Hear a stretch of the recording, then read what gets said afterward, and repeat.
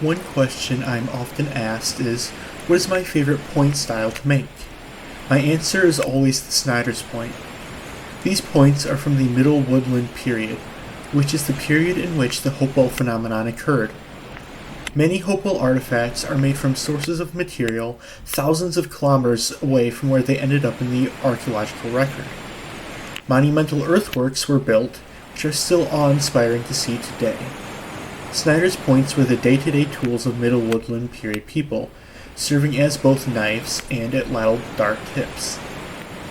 Illinois seems to be at the center of the geographic distribution for these points, and the lower Illinois River Valley was a hotspot for Middle Woodland activity.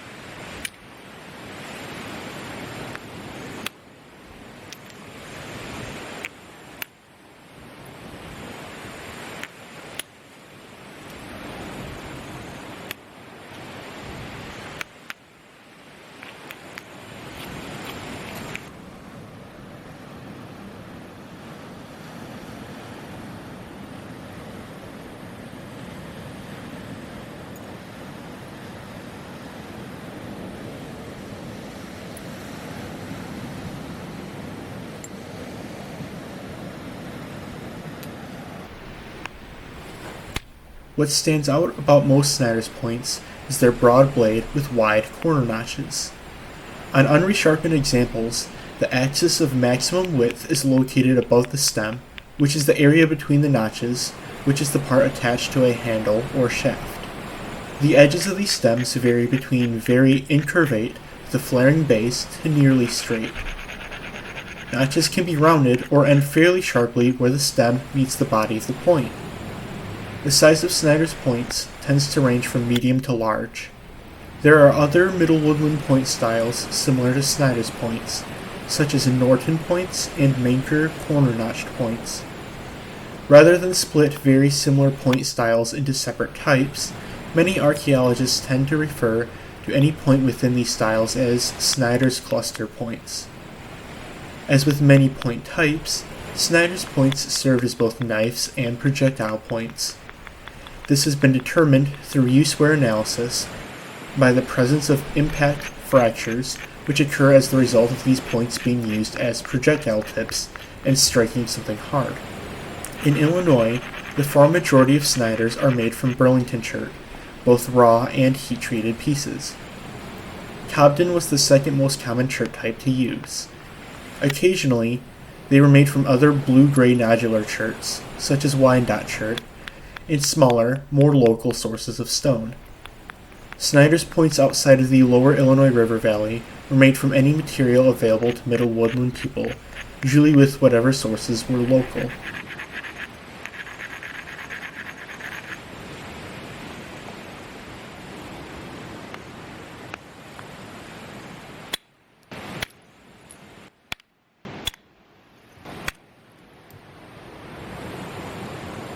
The material that I'm using is Wyandotte chert, also commonly known as Indiana hornstone. This blue-gray chert occurs in Harrison County, Indiana. Indiana hornstone occurs as nodules and tabular pieces. The piece I'm working seems to be the latter. This material is very high in quality, which is convenient since heat treating destroys the material anyways. In the center of this piece, there are flaws and some of the material is lower grade, so I'm trying to work one side of it more than the other. When reducing a large piece of stone such as this, and removing large flakes, it is known as spalling.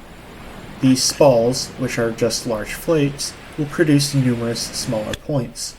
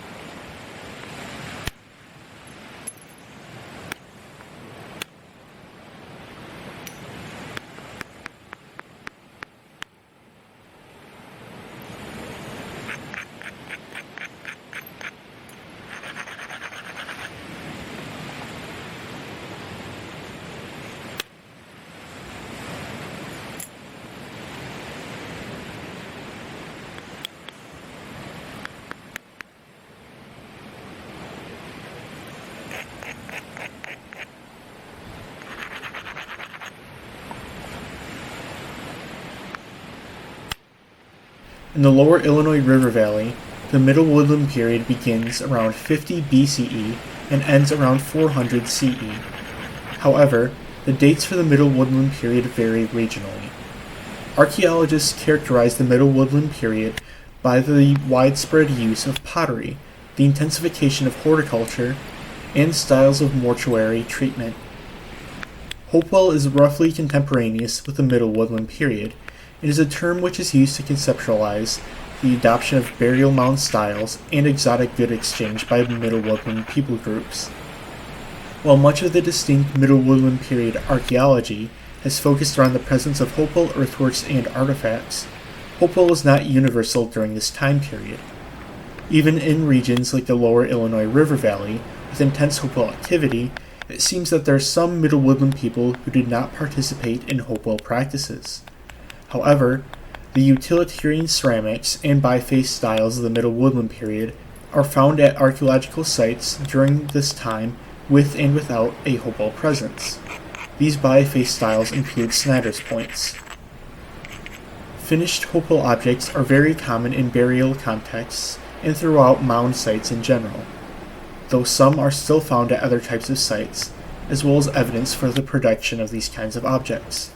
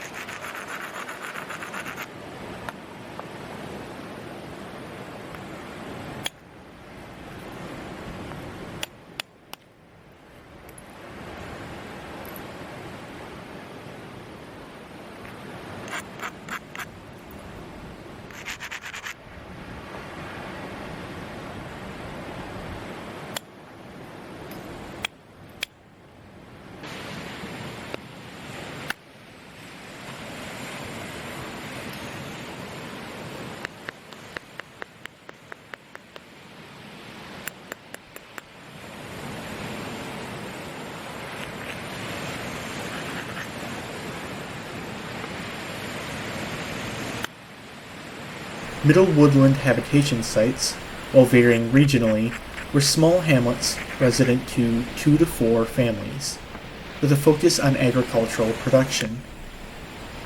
Eastern agricultural complex crops were a very important food source for the Middle Woodland communities here.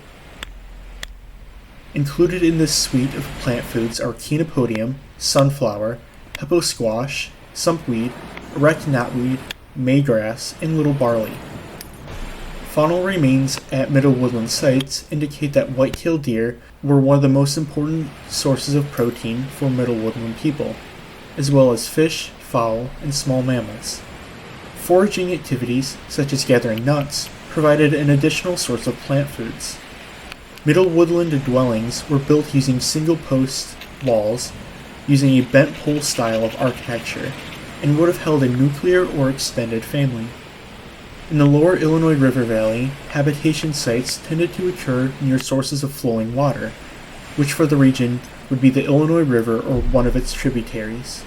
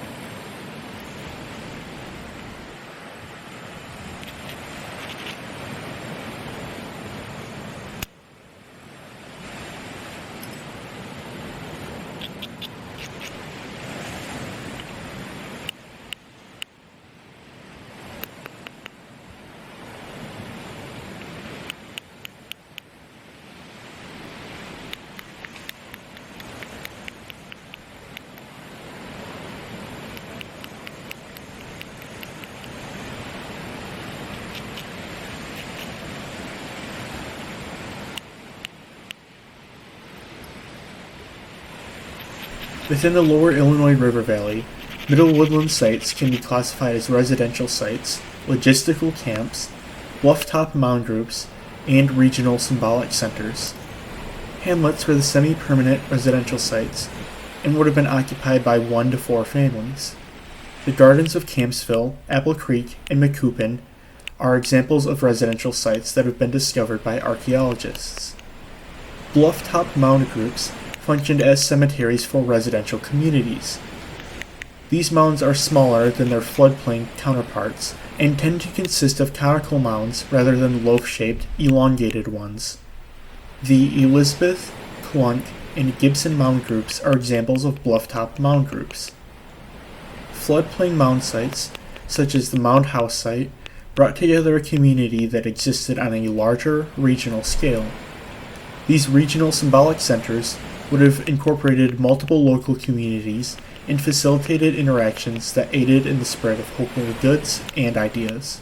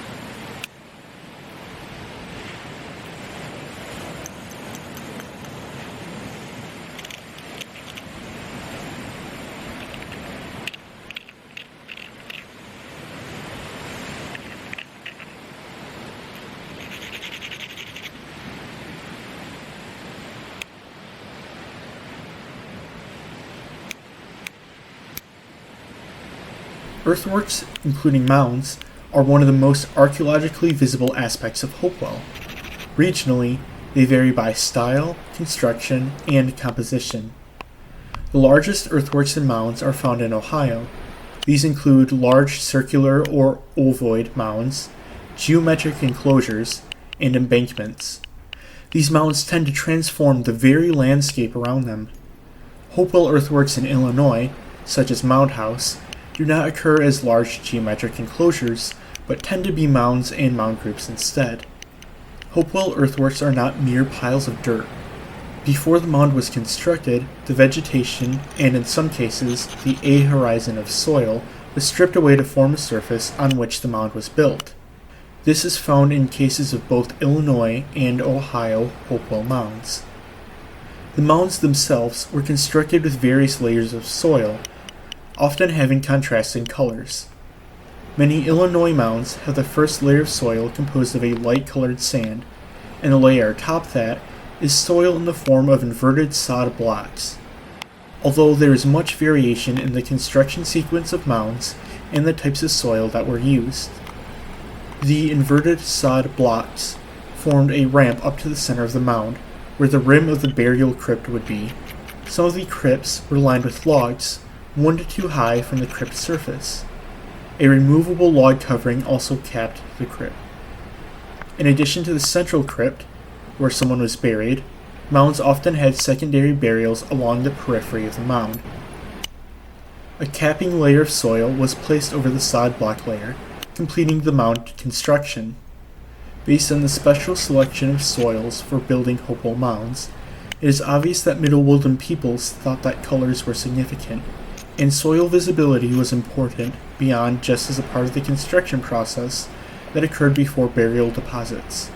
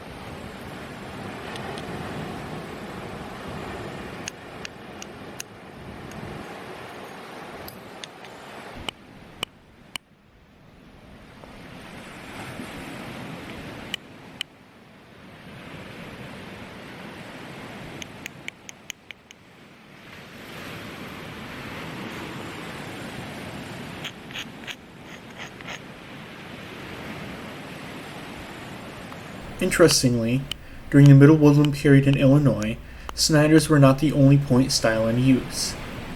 Other styles of points manufactured during this time include Gibson, Steuben, Weber Notched, Dixon, Marshall, and Ansel.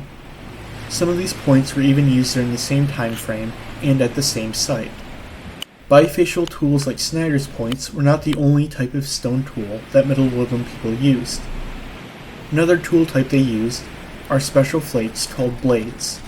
These blades are removed from a prepared cone-like core that results in a flake 2 to 3 times longer than its width, with longitudinal flake scars and parallel edges. Hopewell blade technology does have regional variation, with those in the Illinois River Valley being wider and longer on average than those examples found at Ohio sites.